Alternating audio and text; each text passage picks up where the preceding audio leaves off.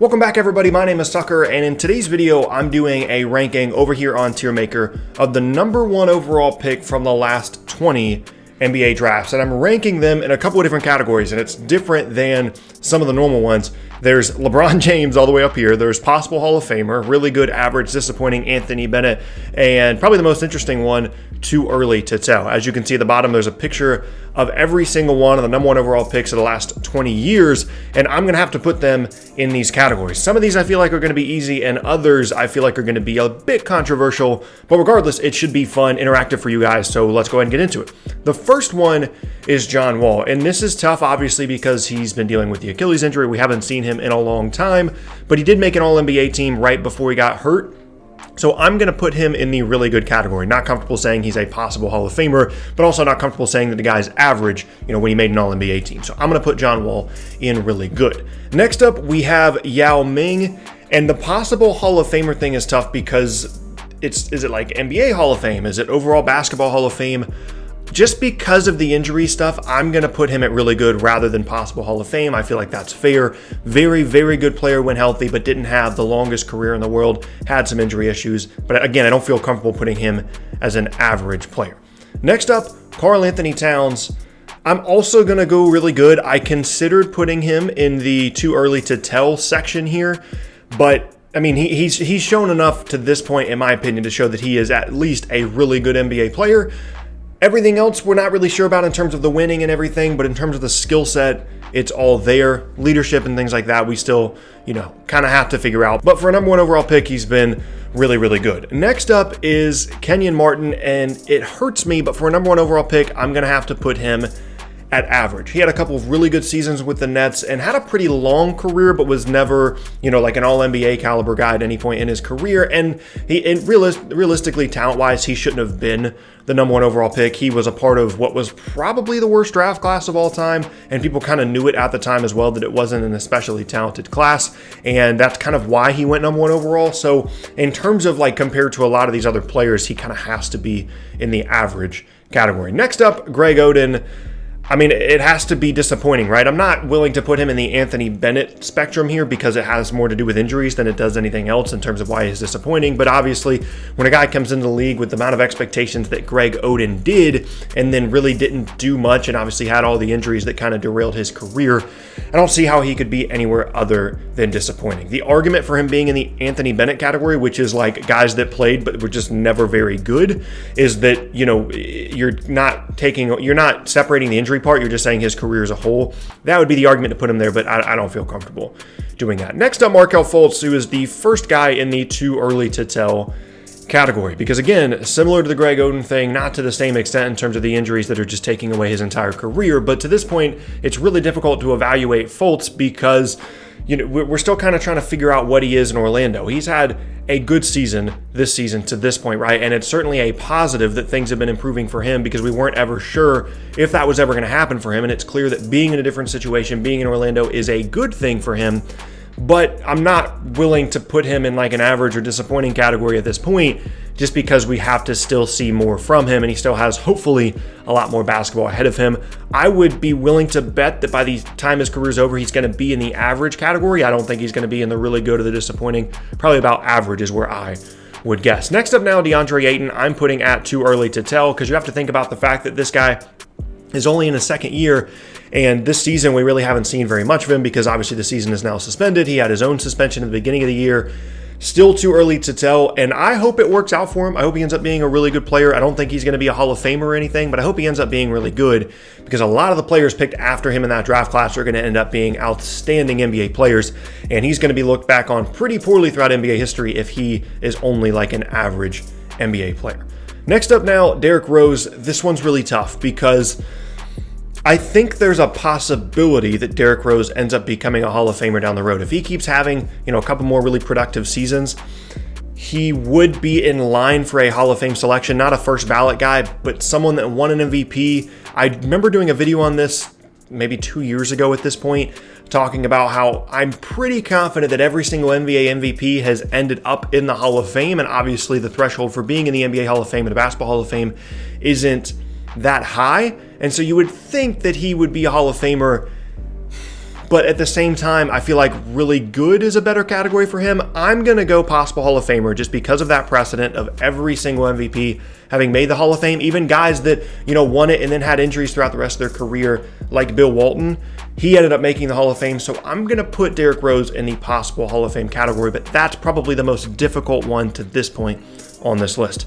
But we move from there to the easiest one because this guy has an entire category named after him, Anthony Bennett, and he's probably going to be the only guy in that category because he is just a story completely of his own. A number one overall pick in the last 20 years. They came into the league and immediately just didn't even look like he belonged, couldn't make a shot, ended up in the G League and on a different team very, very, very quickly. Anthony Bennett deserves a category all his own for sure. Next up now, Andrew Bogut. And for me, he's in between the really good and the average category. He is someone that he's not a flashy number one overall pick, right? He can pass. He has some post game throughout his career, but mostly he's just been a really good defensive center. And so it's kind of tough to put him in the really good category when it's not super flashy. And I'm going to go average as number one overall picks go. Andrew Bogut's had a really good career, championship level career, but I can't put him in a Karl-Anthony Towns, Yao Ming, even John Wall category. Even though he's had a really good career, I just personally, I can't do that. So now we move on to Anthony Davis. And I don't think this is hyperbole at all to say that this guy is a potential Hall of Famer moving forward. I think he's had a better career than John Wall to this point, Karl-Anthony Towns to this point, Yao Ming to this point, certainly in terms of the injury stuff. Anthony Davis has never been the most durable player, but I think the trajectory that he is on, especially now on these Lakers teams that should be contending for championships if we have a season this year and then next year as well, that will definitely elevate his case. And I think right now, in terms of the trajectory that he is currently on, I think possible Hall of Famer is definitely realistic, at least for me. Maybe you could make the case that he should go in the too early to tell category, but he's been in the league long enough at this point that I feel comfortable putting him in the possible Hall of Fame category. This is the guy that's probably going to win awards, whether it's Defensive Player of the Year, maybe an MVP down the road, probably a championship at some point, maybe a Finals MVP. All those things come together, and in addition to how good his career has been at this point, to a guy that is probably going to end up in the Hall of Fame at some point in his career. Next up, Kwame Brown. I said that Anthony Bennett was going to be the only guy in his category, but I kind of feel like Kwame Brown deserves to be in there as well. I mean, never really should have been the number one overall pick, had a really tough transition into the NBA initially.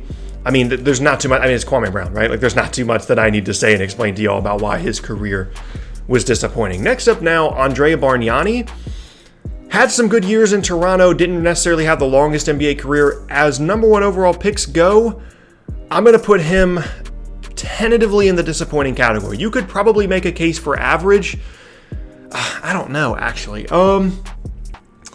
See, the thing is, yeah, he had some good years in Toronto, but never was the most impactful player and fell off relatively quickly, and then later in his career really never hung around anywhere. Like Andrew Bogut and Kenyon Martin hung around on a couple of different teams and had longer careers, and Bargnani never did that. And so it's kind of weird because I don't necessarily think he belongs in the same disappointing category as Greg Oden because he did have some good seasons, but I also don't think he belongs in an average category along with Andrew Bogut and Kenyon Martin because those guys had long, productive careers. I'm going to keep him in disappointing for now.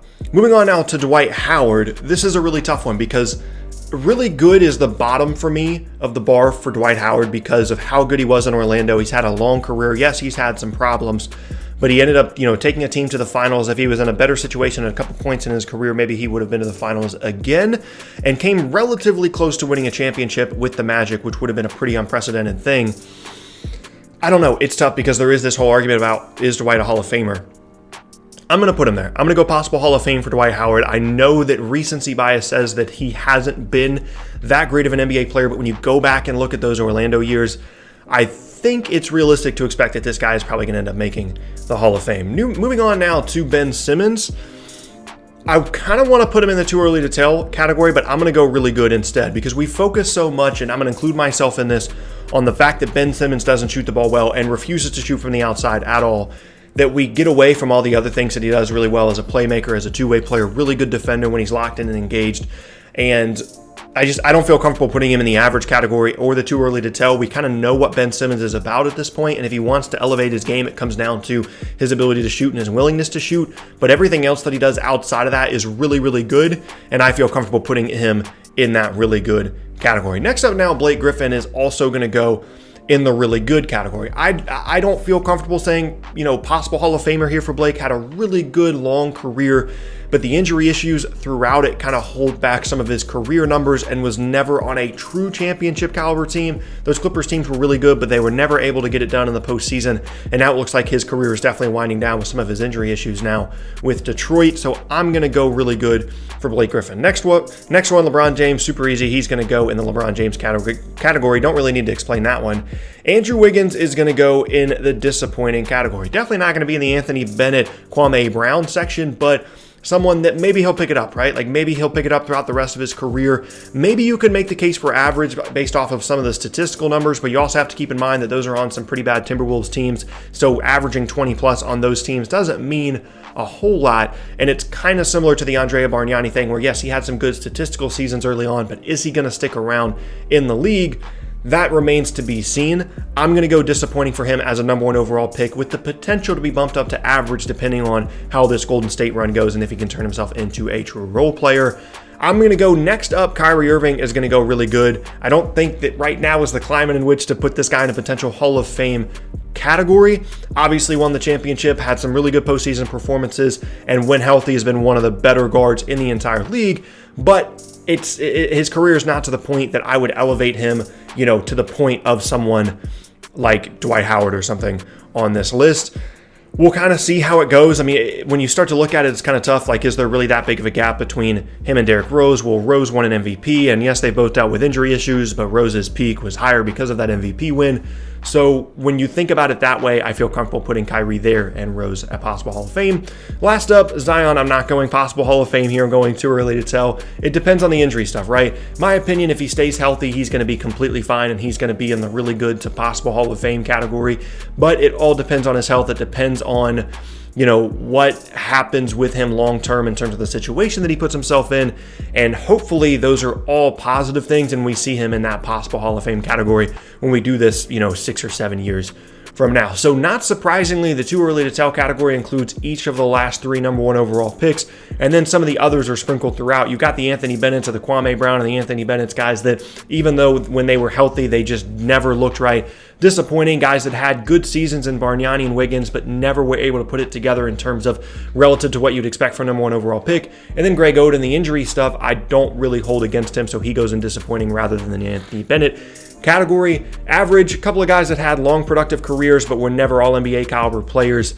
At least not for multiple seasons. I believe Bogut did make All-NBA one season, but both those guys I'm putting in average. Really good. We've got some younger guys like Karl Anthony Towns and Ben Simmons, and to a certain extent Kyrie and John Wall that can still do some things moving forward to potentially put them in the possible Hall of Fame category, but I don't really feel comfortable doing that for any of them now. And then you've got some often injured guys like Blake Griffin and Yao Ming that were really good, but never did enough really to put themselves in the possible Hall of Fame category. That includes Derrick Rose, mostly because he won the MVP and because I think that if he continues to have a couple of really good seasons, he's probably making the Hall of Fame. Anthony Davis is definitely on that trajectory for me, given the situation that he's in LA. Then you've got Dwight Howard, who I think from a statistical standpoint definitely has a case to be a Hall of Famer, and it says possible Hall of Famer, so it makes sense. And then, of course, LeBron is a category all his own. So there you have it. That's going to be the end of today's video in which I rank all of the last 20 number 1 overall picks in the NBA. I hope you guys enjoyed it. I'm obviously looking forward to seeing your own feedback on where you would put each of these guys, and I'm sure a lot of you have some strong opinions on this. But like I said, thank you all so much for watching. Once again, my name is Tucker. If you missed any of my previous videos, then be sure to check out the boxes on screen. Thanks again, and I'll see you all next time.